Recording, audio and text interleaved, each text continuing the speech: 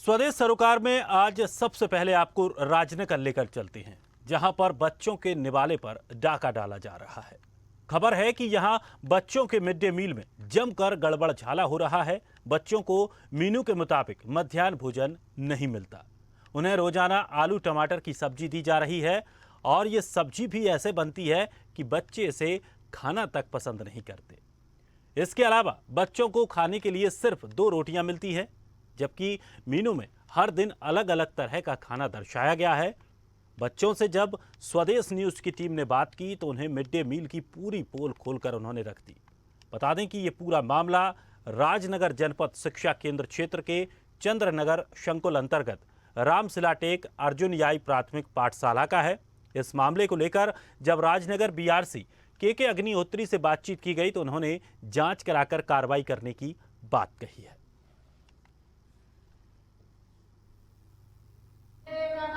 आलू टमाटर भर है और कुछ नहीं है। तो हम ये और कुछ नहीं देंगे। हफ्ते में अलग अलग दिन अलग अलग कुछ नहीं आता। आलू टमाटर रोज आलू टमाटर। बच्चे कितने हैं? बच्चे हैं 40-45। अच्छा, तो अब आपने देते हैं 10 आदमी को खाना रख जाते हैं, हम 8 दिन कैसे हो जाए। नहीं है, हाँ है आलू टमाटर बस बने। सिर्फ आलू टमाटर। उसमें ना तो नमक डाला जा रहा है ना हल्दी मिर्च, बस डाल रहे हैं। जो मेरे तो हल्दी मिर्च डला तो चाय नहीं है, तो आलू बस आलू और टमाटर बस नहीं ना पूरी बनती हाँ। ना कड़ी गड़ी कुछ नहीं बनाता। काते तो आलता ही नहीं है इसको। अच्छा, सरकार तो दे रही है। काता आलता ही नहीं है तो। कौन बोलते हैं? जो जो जो, जो को खाना बना बनाने वाली कह रही रोज आलू टमाटर बनता है। हाँ, आलू टमाटर की सब्जी बन रही है, रोटी बन रही है। हाँ, और जब तक चावल रहे तो चावल बनते रहे। रोज एक ही सब्जी बनाते हैं। हाँ, आलू टमाटर की सब्जी। अब उनका समूह वाला का कहना है कि भाई जितना पैसा मिलेगा उस हिसाब से बनवाएंगे। तो मेनू भी तो होता है, कभी खीर बनती है, कभी पूड़ी बनती है।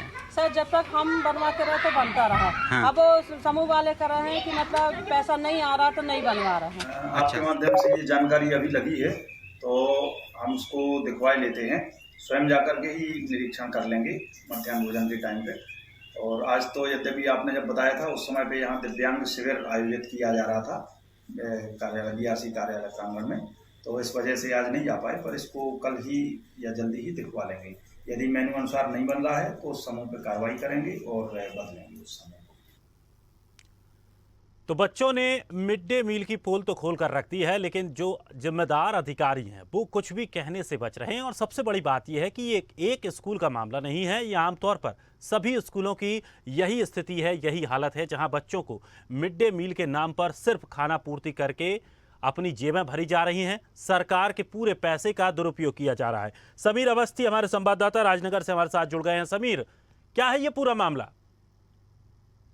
मैं बताना चाहूंगा, सबसे पहली बात तो ये है कि मध्य प्रदेश सरकार तमाम प्रयास कर रहे हैं बच्चों को बेहतर शिक्षा देने के लिए, लेकिन उस बेहतर शिक्षा को लेकर सरकार ने मध्याह्न भोजन अभियान की शुरुआत की ताकि बच्चे ज्यादा से ज्यादा संख्या में शाला में उपस्थित हो और उन्हें भरपेट भोजन दिया जा सके मेनू के अनुसार। मंगलवार को बच्चों को खीर पूरी इत्यादि दिया जाता है, हर दिन अलग अलग भोजन दिए जाते हैं।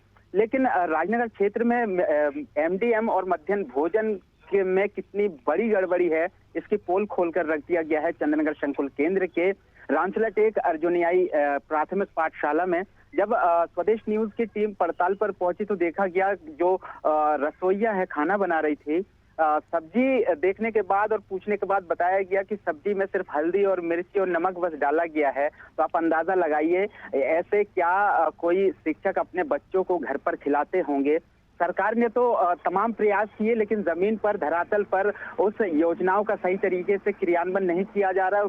बेहद ही कहा जाए बच्चों के साथ मजाक किया जा रहा है। खाना बच्चे जब खा रहे थे इस दौरान देखा गया खाने में मक्खियां पड़ी हुई थी। तो अंदाजा लगाइए कि जो एमडीएम है, एमडीएम में किस तरीके से समूह संचालक चला रहे हैं।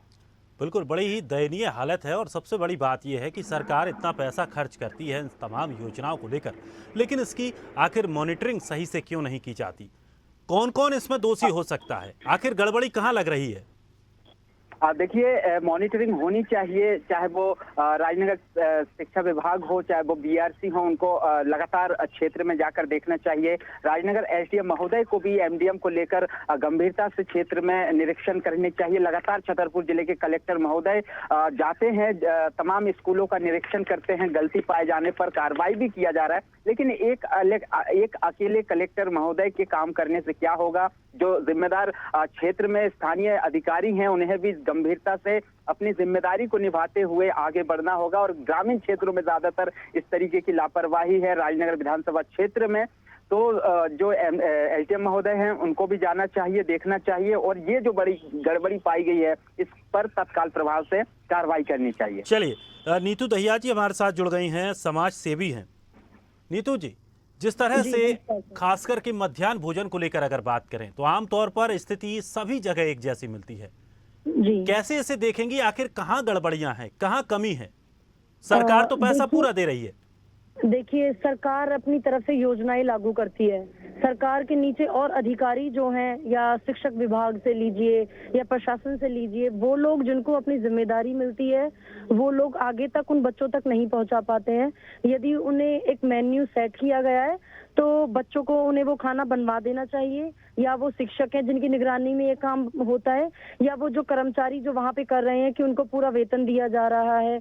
और ऐसी बहुत सारी चीजें हैं जिनको छोटे छोटे जिनके जहाँ पे त्रुटियां हैं उनको देखना पड़ेगा, क्योंकि जो बच्चे माल न्यूट्रिशन का शिकार होते हैं, जो बच्चे ऐसी छोटी छोटी जगहों से आते हैं, आदिवासी मोहल्लों से आते हैं, या ऐसे समाज से आ रहे हैं जिनके पास खाने को नहीं है, तो वो ये देखते हैं कि सरकारी स्कूल में जाएंगे तो उन्हें अच्छी चीजें मिल पाएंगी। और मैं जहाँ पे शिक्षा दे रही हूँ, यहाँ पे टोरिया गांव और रामशिला गांव है, जहाँ की प्राथमिक शालाएं इतनी खराब दयनीय स्थिति में है, ना तो बच्चों को शिक्षा अच्छी मिलती है और ना ही उनको खाने का अच्छा बंदोबस्त किया जाता है।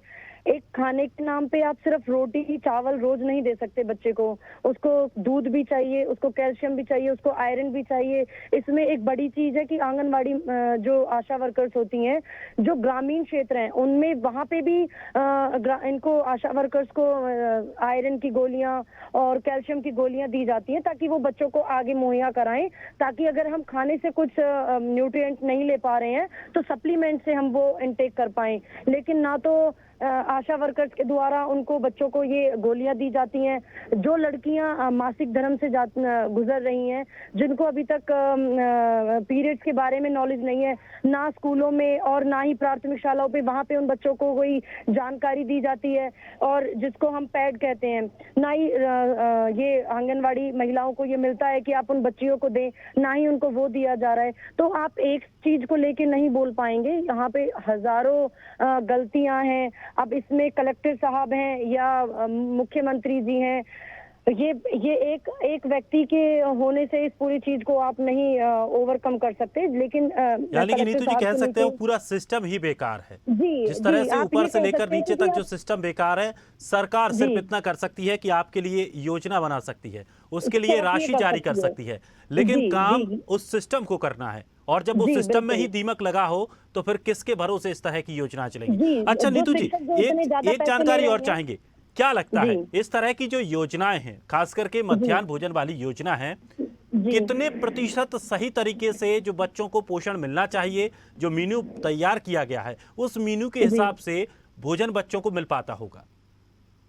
सर, मुझे कहने में मैं क्या बताऊं, ऐसे बच्चे हैं जो मेरे पास आते हैं, जो इन्हीं सरकारी स्कूल के बच्चे जो मेरे पास आते हैं, मुझे नहीं लगता कि किसी को 2% या 3% भी अच्छा खाना मिल पाता होगा, क्योंकि जो बच्चे 10 साल के हैं उनकी हाइट इतनी कम है। बिल्कुल, ये आपने बहुत अच्छी बात कही कि 2% भी नहीं हो सकता है, यानी कि 2% भी जो योजना है उनका धरातल पर सही तरीके से संचालन नहीं हो रहा है। पप्पू पाल जी हमारे साथ जुड़ गए हैं, जिला पंचायत सदस्य हैं। पप्पू पाल जी, आप जिला पंचायत सदस्य हैं और आपके ऊपर एक बड़ी जिम्मेदारी है। लोगों ने आपको चुना है कि जिस तरह से आसपास की जो व्यवस्थाएं हैं, उन व्यवस्थाओं का सही तरीके से संचालन हो पाए, और जो हक बच्चों को है या और भी लोगों का जो हक है, सरकार की तरफ से जो चीजें दी जा रही हैं उन तक वो पूरी तरह से पहुंचे। लेकिन जिस तरह से जो स्कूल की तस्वीर सामने आई है, बड़ी ही शर्मनाक ये तस्वीर है। इसको लेकर क्या कुछ अब तक आपने प्रयास किया और आगे आप क्या प्रयास करने वाले हैं, खास करके मध्याह्न भोजन को लेकर? देखिए सर, जो मध्याह्न भोजन शासकीय चल रहा है उसमें है तो बहुत बड़ी लापरवाही हो रही है। क्या है कि मध्याह्न भोजन जो चल रहा है उसमें यही है, बच्चों को समय से नहीं मिलता है। जी हेलो जी जी। समय से नहीं मिलता है और जो मेनू के हिसाब से खाना बनता है उसमें कोई रुचि नहीं है। आप क्या प्रयास करेंगे? घर में तो ये प्रयास किया है मैंने कि आप सारा ले जाइए घर और बिल्कुल बच्चों को नहीं बनाएगी, ना बच्चे खाएंगे। क्यों 100-200 रुपया के चावल खराब करते हो? इसके लिए पूरे भेज दो, आप पूरे अपना घर का खर्चा चलाइए, बच्चों को मत दीजिए। आप इसको लेकर शिकायत अभी तक आपने ऊपर स्तर पर शिकायत की है? अरे शिकायत सर करने से कोई मतलब नहीं, सब अपने पराये बने हुए हैं सर, इसमें कोई शिकायत करने से कोई मतलब नहीं है। चलिए पप्पू जी, शुक्रिया हमारे साथ जुड़ने के लिए। नीतू दहिया जी हमारे साथ जुड़ने के लिए शुक्रिया। समीर अवस्थी जी आपका भी शुक्रिया। लेकिन सबसे बड़ी बात आप देखिए कि एक जनप्रतिनिधि जब ये कहने को मजबूर हो जाएं कि शिकायत करने से भी कोई फायदा नहीं है, सबका सिस्टम बंधा हुआ है, यानी कि पूरा ऊपर से लेकर नीचे तक का जब सिस्टम में ही दीमक लगा हुआ है तो ये व्यवस्थाएं कैसे चल पाएंगी? इसी तरह से ये व्यवस्थाएं धराशायी होंगी। लेकिन हमें उम्मीद है कि इस खबर को चलने के बाद से इन व्यवस्थाओं पर थोड़ा बहुत ध्यान दिया जाएगा और शायद जो बच्चों को उनका हक मिलना चाहिए वो उन्हें मिल पाएगा।